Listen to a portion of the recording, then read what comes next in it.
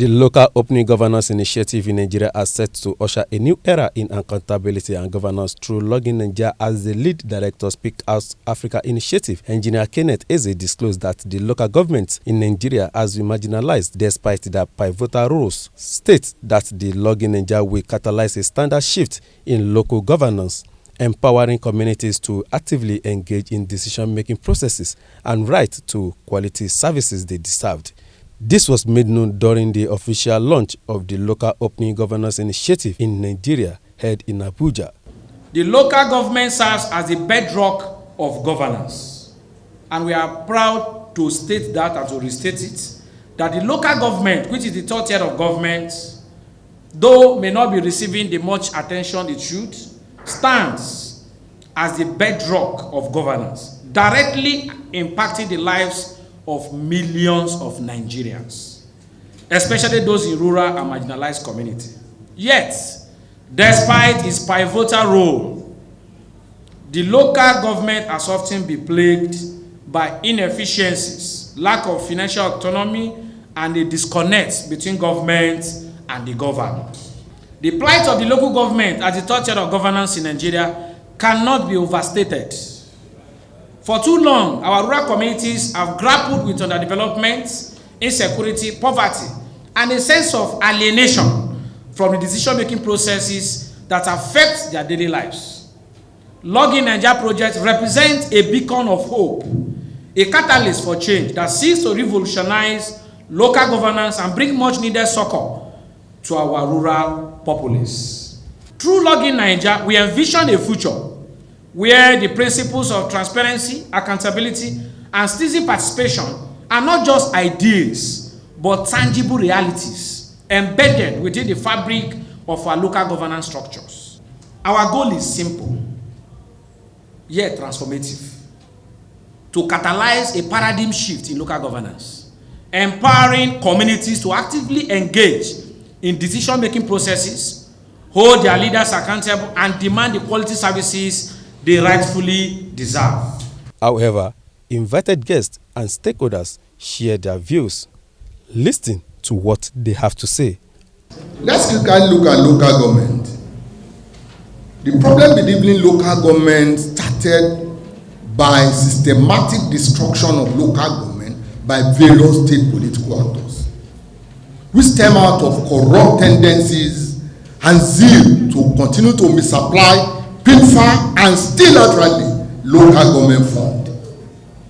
Unfortunately, the lacuna in 1999 constitution enabled this to continue unchecked.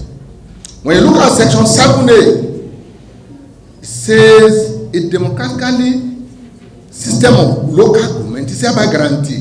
But when you read further, it further puts the existing structure, boundary demarcations, and funding of sharing of allocation of local government under the purview of the state. Various state political actors have used this lacuna using section 162 that formulate joint account allocation system to continue to pilfer and divert local government fund. Various outcry has not helped. Even the NFIU guideline was challenged by state political actors, and at today it has been rendered very ineffective. Unfortunately, these state political actors continue to use the instrumentality of law through the State House Assembly to promulgate illegal state laws or traverse the 1999 Constitution by hijacking the internally generated revenue of local government as stipulated on 4th schedule of the Constitution. Therefore, the problem of local government can be classified into structural problem, constitutional problem, and financial problem. So to ensure transparency in most of the NDS, including accountability, investigation normally leads the commission to the local government areas or local government council to examine what they do. Secondly, we carry out sensitization programs, workshops, and advocacy in virtually at the grassroots level, first, most especially workshop, local government. We have collaboration in terms of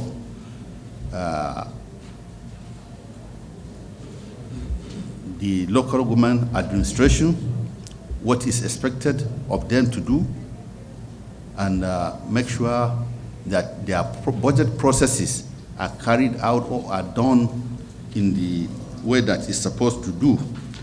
So to enhance on that, the Commission introduced what we call constituency and executive project tracking group. This is an initiative that normally track projects sponsored by the National Assembly as well as the executive arm of government across the country, all the constituencies, and we monitor to make sure they are executed the way they are executed properly as they are awarded. Local government is a treasure base of the nation. Somebody spoke here this morning and said it's the bedrock of governance. It is the nucleus of development. It is the fulcrum. It is the catalyst. You want Nigeria to develop, then invest in the local government areas. You can imagine having 774 nucleuses. Everything you put into each of those nucleus, it speeds development across the nation. You can't do it from the state level. We have just, 36 states? But now local governments are 774. If you ensure that, you're ensuring the principles of OGP in these local government areas, where there's openness in governance, transparency, accountability, where the voices of citizens are heard, they participate in the budget process, they can hold the government accountable, and block leakages, fight corruption in the local government areas. We are now on our way to national development. So this is a right step in the right direction. And I want to commend the organizers of this program. That this nation really needs to invest massively into the grassroots development initiatives for economic reform to deliver sustained inclusive growth. I salute the patriotic efforts of the organizers as a civil society organization and their partners for intervening in governance, especially to unlock the potentials of the third tier of government for effective service delivery to citizens at the grassroots, which is in line with the priority 8 of the renewed hope agenda of Mr. President. Atonda Babatunde, GTV Africa.